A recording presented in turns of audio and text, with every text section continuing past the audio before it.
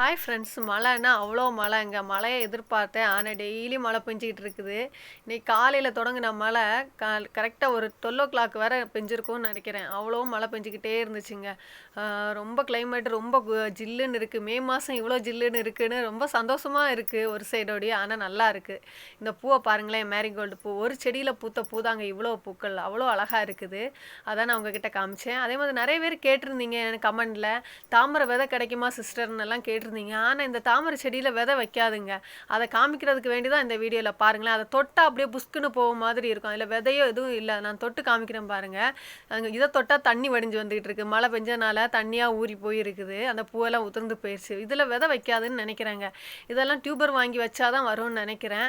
இது டியூபர் வாங்கி வச்சு தான் வளர்ந்தது. அதே மாதிரி முருங்கை செடியில் விதை வச்சிருக்கு.